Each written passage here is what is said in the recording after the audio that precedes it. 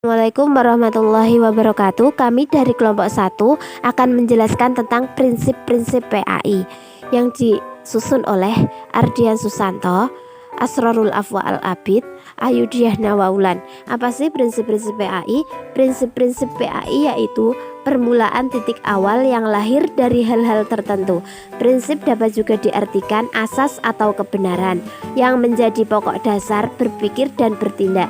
Sedangkan pembelajaran pada hakikatnya merupakan proses komunikasi dan transaksi yang bersifat timbal balik, baik antara guru dengan peserta didik dengan peserta didik untuk mencapai tujuan yang telah ditetapkan.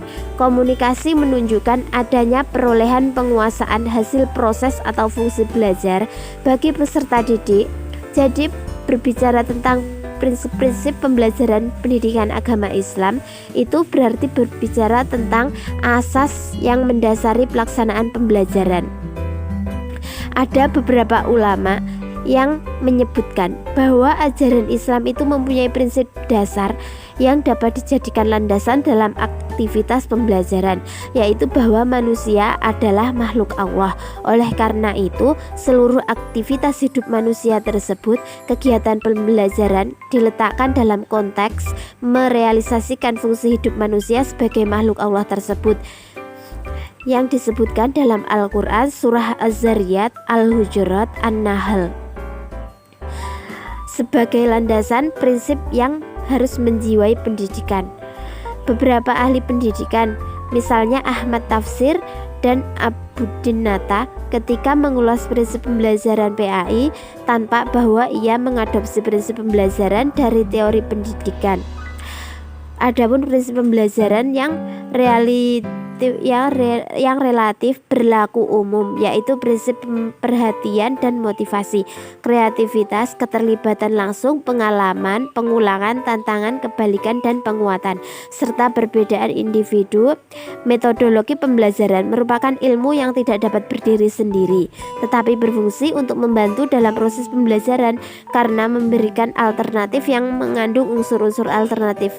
Menurut Mulyasa, tugas guru yang paling utama adalah mengondisikan lingkungan agar berubah perilaku peserta didik. Oleh karena itu dijelaskan bahwa pembelajaran pada dasarnya merupakan pengalaman yang sistematis yang bermanfaat untuk siswa dan kehidupan yang ada sekaligus untuk menghadapi kehidupan yang sebenarnya. Landasan dalam pengembangan PAI. Landasan pengembangan metodologi pengembangan PAI merupakan sesuatu yang sangat penting dalam proses pembelajaran. Seorang guru tidak mampu menggunakan cara yang belum didasari landasan atau pedoman. Jika demikian akan mencapai pada pembelajaran yang membosankan dari nilai-nilai yang terkandung dari materi yang diajarkan. Kejadian yang sering terjadi adalah kesenjangan antara guru dan peserta didik, sehingga terjadi sebuah permasalahan yang disebut diskomunikasi. Prinsip-prinsip dalam memilih media pembelajaran. Tugas pendidik yang paling utama adalah bagaimana ia mengondisikan suatu keadaan agar menunjang terjadinya suatu tujuan perubahan tingkah laku peserta didik. Oleh karena itu, pembelajaran pada dasarnya merupakan proses pengalaman sistematis yang bermanfaat untuk belajar untuk kehidupannya yang akan datang. Pembelajaran yang saat ini berpusat pada guru diubah agar anak didik yang dituntut lebih aktif dalam proses pembelajarannya tersebut. Zaman dulu pelajaran dipandang sebagai proses untuk mengisi otak dengan pengetahuan. Sejalan dengan pandangan tersebut, metode yang sering digunakan oleh guru banyak terpusat pada metode ceramah. Bagaimanapun materi yang akan disampaikan, maka muncullah teori-teori baru yang menjelaskan karakter belajar membawa perubahan pada watak. Maka muncullah berbagai metode di mana metode tersebut berkembang mengikuti prinsip-prinsip umum. Faktor-faktor yang mempengaruhi pemilihan metode pembelajaran. Beberapa faktor yang perlu diperhatikan dalam memilih dan mengaplikasikan metode-metode pembelajaran dengan kegiatan perencanaan pembelajaran yang di dalamnya memiliki fungsi yang sangat penting agar pembelajaran menjadi lebih baik dan terarah. Di dalam membuat perencanaan pembelajaran, banyak pendapat yang harus dipertimbangkan oleh guru. Karena itu, agar pelaksanaan pembelajaran bisa berjalan dengan lancar dan dapat mencapai tujuan. Baik, selanjutnya kita masuk pada bab terakhir yaitu kesimpulan. Di sini saya bisa menyimpulkan bahwasannya pendidikan Islam merupakan suatu proses untuk membimbing umat manusia yang menekankan pada pembinaan akhlak yang mulia, pengembangan ilmu, pengetahuan agar seseorang dapat berinteraksi dengan baik dalam kedudukannya sebagai makhluk individu sosial atau makhluk yang beragama. Sesuai dengan tuntunan zaman dan agama, dalam proses pendidikan diperlukan beberapa prinsip dasar yang menjadi kerangka berpijak dalam melaksanakan proses pendidikan tersebut.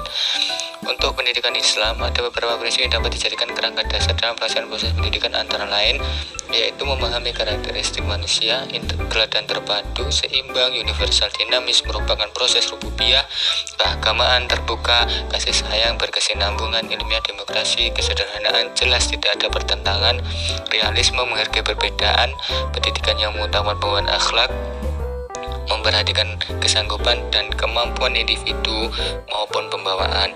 Oleh karena itu, kalau ditinjau dari sudut pandang edukatif Islami, dapat diketahui bahwa keimanan harus dimantapkan oleh setiap orang sehingga pendidikan Islam yang diperoleh itu benar-benar dapat merefleksikan dengan nilai keimanannya sehingga penilaian masyarakat selalu mengarah kepada nilai yang positif. Sekian presentasi dari kelompok kami, ada kurang lebihnya saya mohon maaf. Wallahul muwaffiq ila aqwamit thoriq. Wassalamualaikum warahmatullahi wabarakatuh.